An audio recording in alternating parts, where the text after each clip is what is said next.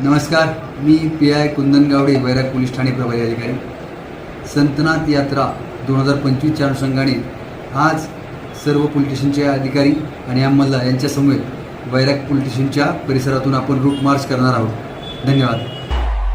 Suryavanshi